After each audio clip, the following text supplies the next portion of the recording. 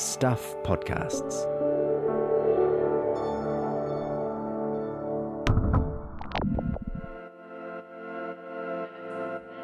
Hi, I'm Michael Wright and welcome to The Long Read from Stuff. This week's episode is called The Bard and the Dame. It's by press feature writer Philip Matthews, who joins me now. Hi, Philip. Hi, Michael. So, listeners can probably guess who one of these characters are, but tell us, who is the Dame and what is her Shakespearean connection? Well, the Dame is Dame Ngaio Marsh, who is probably better known as a crime writer these days. She was one of the so-called queens of crime writing and has a crime writing award named after her, which is why you hear so much about Ngaio Marsh in that context. But she was also a theatre director and producer here in Christchurch for decades and revived Shakespeare, live Shakespeare productions, not just for Cantabrians, but for all New Zealanders, really, in the 1940s. Yeah, so you're right. Ngaio Marsh is a pretty well-known name for somebody who was alive last century and died 40 years ago. But she is best known as a crime writer, kind of the New Zealand's Agatha Christie or something like. But there is a lot more to her. Yeah. And she lived in Christchurch. And she lived here in Christchurch. She's funny, if you're slightly old enough to remember her in the 70s on TV, she was one of those figures who was kind of famous, but you're never quite sure what for. And she was very distinctive, had a deep voice, had a really perfect kind of patrician accent, spoke very well, was consulted for her opinions by people from who were touring. She's one of those people who would be appearing in shows about New Zealand made by the British, because she had this British connection too. So she was kind of famous, and then you think, well, what's she famous for? And you go back into the books, but also this theatre work as well. The story touches on the group, which was this group of artists, poets, writers, actors in the 20s in Christchurch who kind of challenged ideas and were kind of remarkable set of people. And she was here her whole life. It's kind of remarkable that somewhere like Christchurch, you had someone like this doing her thing. It is remarkable, and Christchurch was kind of, well, there's two ways you can say it. In the pre-World War II era, Christchurch became a kind of centre of culture in New Zealand. So you had Lilburn and Curnow, McCann, and Ngaio Marsh and Agatha Christie. Was Agatha Christie there? I think she was English. She might have been. She might have popped in. No, so Christchurch was a kind of a centre of culture until after World War II. But also it was a kind of a backwater, which she recognised. And so she spent a lot of her time in London too, which she was of that generation who thought of England as home. And so they'd be going home, they'd be going back to Britain. So she had that really pronounced Britishness about her. And what's been interesting actually since the Queen died, I mean, thinking it's that kind of era as well. You know, when the Queen toured with Prince Philip in 1953 and 54, apparently 3/4 of New Zealanders came out to see her, and the same in Australia. So we really thought of ourselves as British at this time. And I think she was a classic example of someone who thought of herself as British, but also reinforced a kind of British identity, especially in Christchurch, which had that very English kind of image of itself too. There's a couple of great quotes of hers that we'll hear in here. Did she even like New Zealand? I mean, she talks about us like we're Philistines, but she kind of seems determined to save us from ourselves. That's right. I think she felt like she had this responsibility to civilise us and to correct our horrible speech patterns. I was thinking she would be horrified if she turned on TV in the year 2022 in New Zealand and heard us speak, because our accents have deteriorated so badly since this time. All right, let's get into it. Thanks, Philip. Here is Philip reading his story, The Bard and the Dame. Dame Ngaio Marsh died in Christchurch 40 years ago at the age of 86. In her time, she was among the best-known New Zealanders in the world, a cultural icon sought out for her opinions by touring chroniclers such as Alan Wicker and J.B. Priestley, one of the 4 so-called queens of crime writing, and a theatre director who single-handedly revived Shakespeare in this country. But 4 decades is a long time. Do people still read the 32 detective novels she published between 1934 and 1982? Maybe. But because of its very nature, people are less familiar with her pioneering work in theatre. Some art forms are built to last. Books end up in libraries, paintings stay in galleries. But, as former Court Theatre artistic director and actor Alric Hooper explained in a 2012 lecture about his early mentor, theatre is ephemeral. The sadness of the theatre is that the moment the last word of the production is spoken, it lives on only in the photographs and the memories of the spectators, Hooper said. Ngaio Marsh's detective fiction will keep her name alive in the world, but her theatre will remain only in the heads of the last spectators and the history books. A decade later, even fewer participants and spectators are around to remember Marsh's pioneering theatre work over 3 decades in Christchurch, from the early 1940s to the early 1970s. But it does live on in those history books and in photographs and newspaper records, and there has been one significant attempt to revive it for a 21st century audience. Marsh was well into her 40s when she was approached by 2 young men from the Drama Society of what was then called Canterbury College and is now the University of Canterbury. A dedicated Anglophile, Marsh liked to divide her time between London and Christchurch, but World War II curtailed that kind of travel. She wrote more than 20 years later, in her autobiography Black Beach and Honeydew, that the 2 young men had no money, no membership, and no actors. They and the other student volunteers were inexperienced and uninformed, but Marsh could shape them like clay. They responded to her direction and control. But it wasn't always easy. There were nights, during the early rehearsals, Marsh wrote, when I thought, we must never, never ask an audience to sit through this mutilation. It seemed to help if she explained her stage directions and rugby metaphors. The footballers often did better than the moody intellectuals. Despite all this, when Marsh's Hamlet opened in 1943 in a college assembly hall known as the Little Theatre, it was more than packed. Students hung from the rafters. Christchurch in wartime was a city starved of culture. There had been no professional Shakespeare productions for 2 decades. 2 of Marsh's innovations in Hamlet owed much to necessity. Performing in modern dress made the play immediate and dynamic, but also fabrics were hard to find in wartime, making costumes tricky. The play was cut down to 2 hours with a short interval, and not just for dramatic purposes, but so that it ended before the last tram left Cathedral Square. Hamlet brought something of the urbane West End avant-garde to an Antipodean garden city, biographer Joanne Drayton wrote in an account that reinforces how provincial Christchurch was.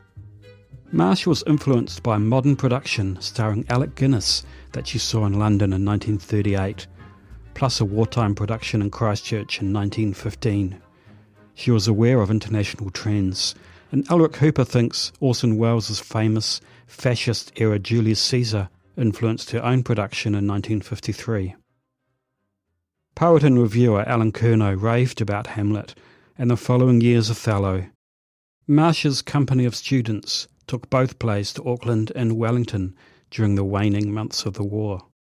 When controversy broke out in the capital, she relished it. The players feel that if New Zealanders can get angry about a Shakespearean production, there is still hope for the theatre in this country. In 1945, Marsh said 20,000 New Zealanders had seen her Shakespeare productions. She later took Othello and Pirandello's 6 characters in search of an author to Sydney, Melbourne and Canberra, where the Canterbury student players met the Lord Mayor and Lady Mayoress of Sydney and read one good review after another in the Australian press. The Pirandello was also performed privately for Laurence Olivier and Vivian Leigh when they toured New Zealand with the Old Vic Company in 1948.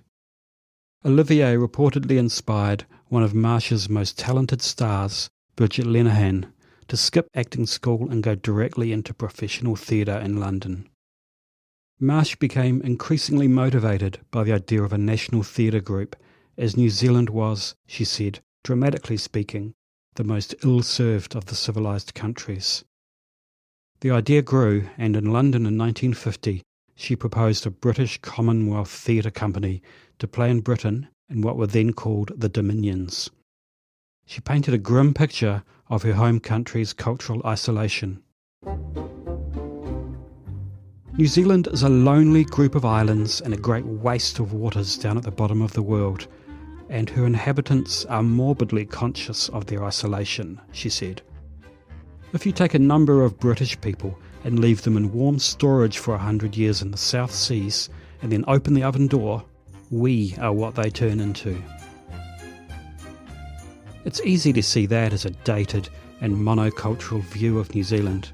Her Anglophilia struck people as very Christchurch, although Hooper thinks there was an element of disguise or play acting in her patrician attitudes.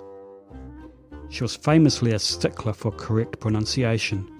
She thought the New Zealand accent was indistinct and ugly, and happily delivered public lectures about it.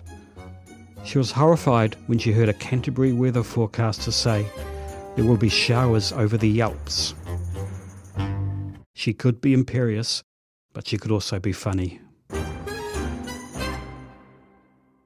The British Commonwealth Theatre Company got going in 1951, with Bridget Lenihan as one of 3 New Zealand actors in the group.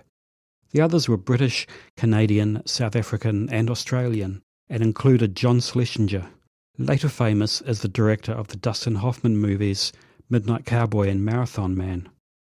With Marsh as artistic director, the company set off for New Zealand and Australia, performing 6 characters in search of an author, Shakespeare's Twelfth Night, and George Bernard Shaw's The Devil's Disciple.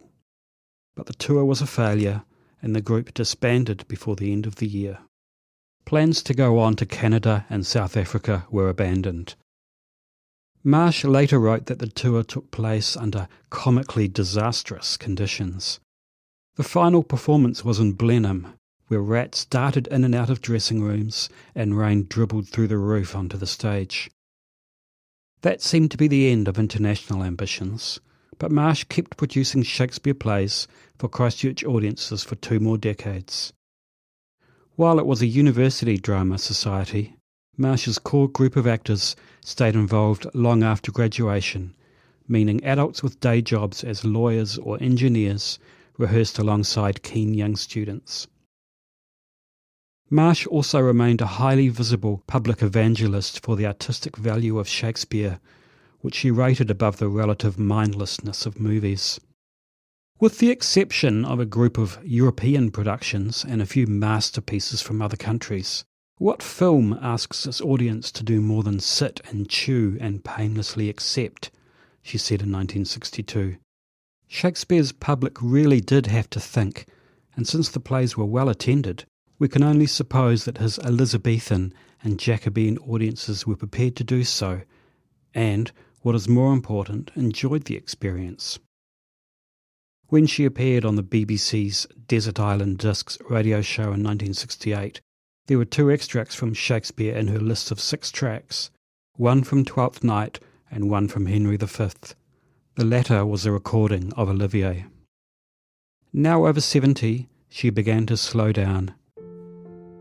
She had said that Twelfth Night in 1967 would be her last Shakespeare in Christchurch, but she was persuaded to do A Midsummer Night's Dream in 1969 with Elric Hooper as Puck and the young Nigel Sam Neal as Theseus, before she directed her final Shakespeare in 1972 when Henry V opened the newly built Christchurch Town Hall.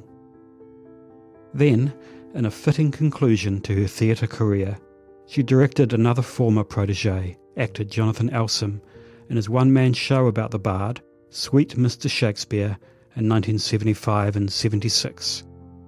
By then, she was pushing 80.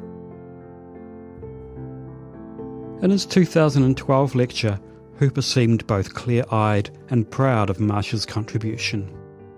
Her theatrical career was almost entirely in New Zealand, of an amateur nature, and associated with one city, Christchurch, and one organisation, the Drama Society of Canterbury University, he said. Yet she became a figure of immense power and influence. He spoke with a sense that it was all vanishing, The clippings had faded, and the photos looked odd, as photos of old plays often do.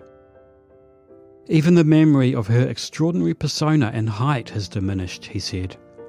Who remembers the elegant figure in the sealskin coat? Who recalls the deep throbbing voice? Who can summon the arching ash of her cigarette, neglected during an intense talk on the play? And where now are those strange places we rehearsed? The rowing club's storage shed, the church hall in the south of the city, the abandoned foundry, and Ngaio's large thermos of hot soup, which tasted of garlic and strange herbs.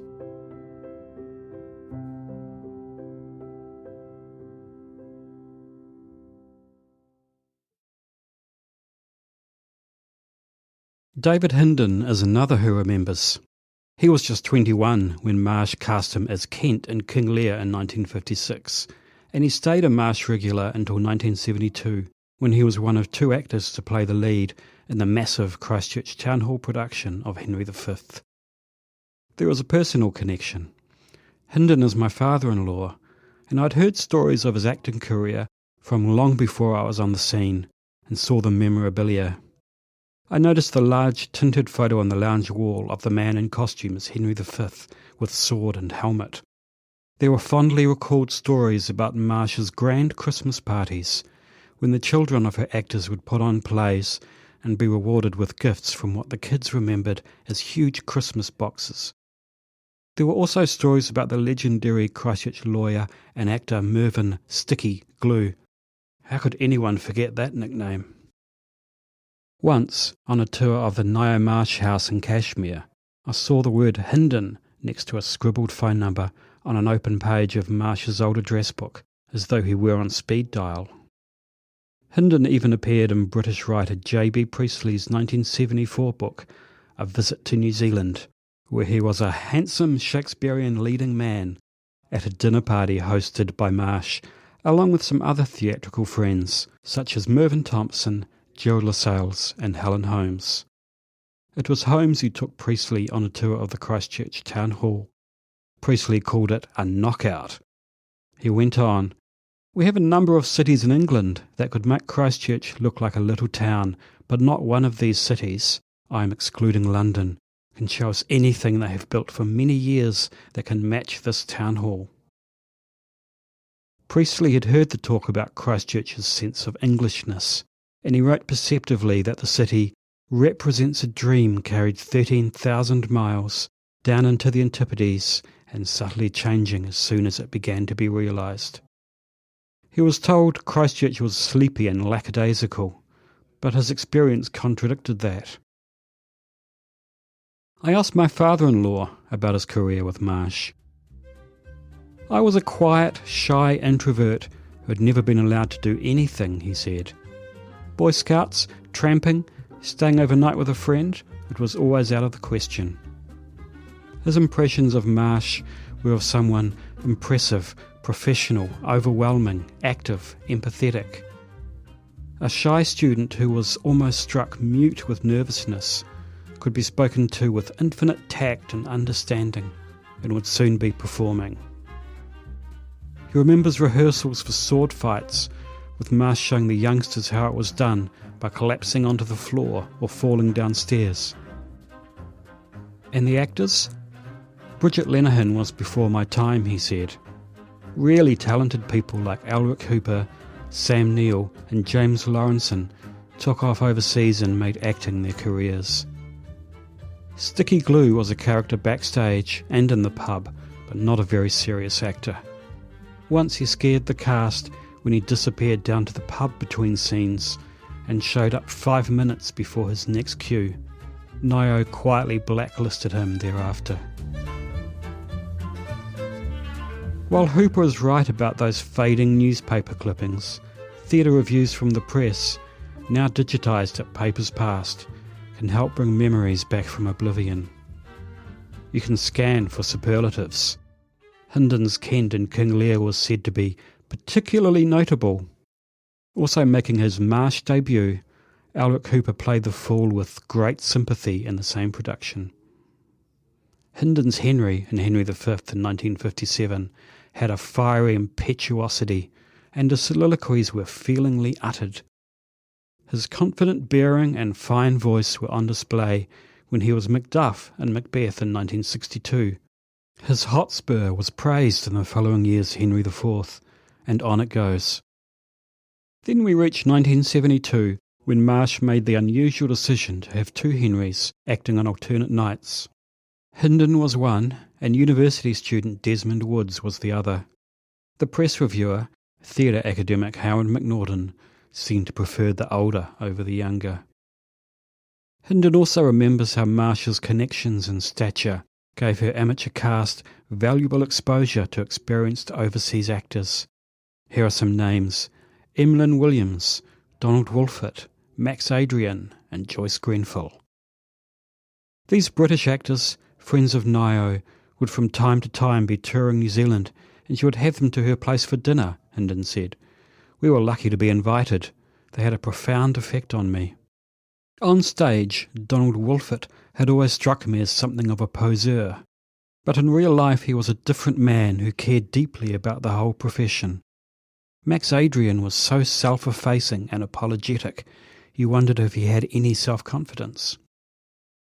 It reminded me of one night in the 1960s when I went to a performance of Who's Afraid of Virginia Woolf at the Theatre Royal and was blown away by the powerful performance of the leading man, George, who dominated and commanded the action. After the show, I stopped for a coffee in Cathedral Square and noticed at an adjacent table a quiet mouse of a man, also having a coffee and reading a book. He was slight and unobtrusive. It was George. I came to understand how a quiet introvert could face 1,200 people on stage to deliver a soliloquy on the eve of a battle as a king, but become a tongue-tied stutterer complimenting our director at curtain time, as myself. While theatre is ephemeral, the buildings tend to last longer, even in quake-prone Christchurch. When Canterbury University opened the Ngaio Marsh Theatre in 1967, it was named for Marsh's tremendous contribution to the cultural life of the university.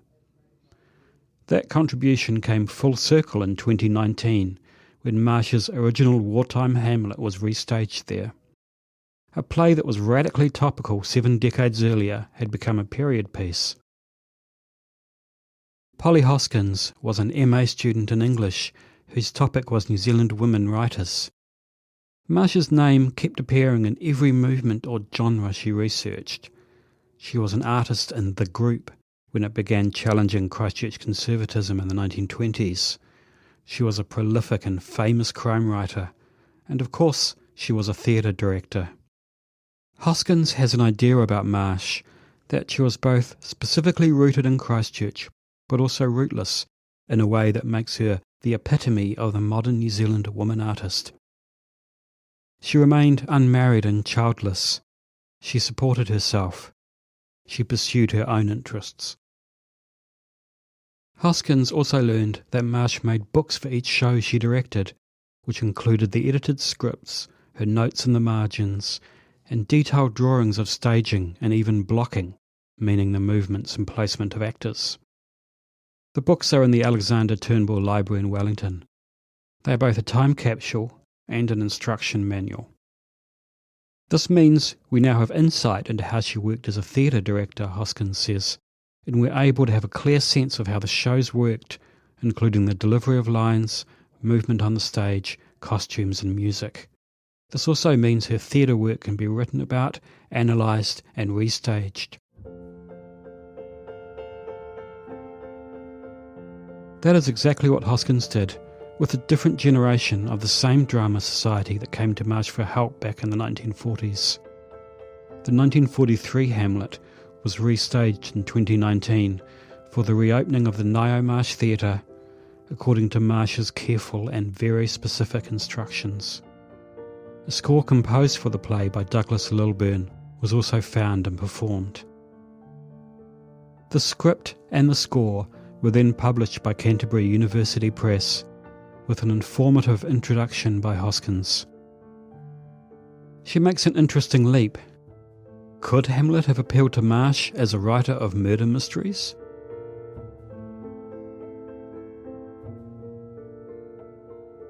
Marsh remains an intriguing figure and utterly unique, even for those who never knew her. Everything about her, and she is still something of a Christchurch personality, seems modern and intelligent, Hoskins says. And her involvement with students seemed to keep her young. There was one last tribute.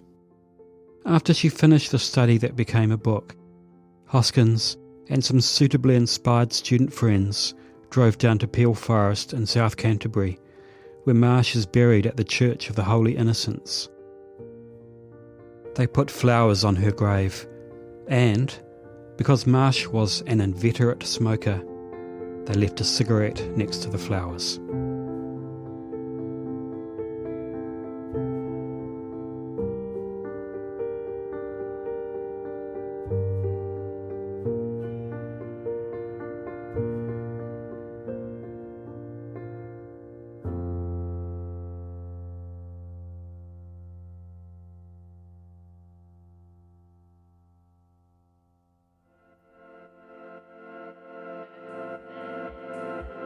That was The Bard and the Dame on the long read from Stuff, written and read by Philip Matthews and produced by me, Michael Wright. This episode was edited by Connor Scott. If you're listening via the Stuff website, you can hear this story and many more like it on the Long Read podcast, available on all the usual podcast apps. If you liked what you heard, please give us a 5-star rating and a review. It helps other listeners find us. Thanks for listening.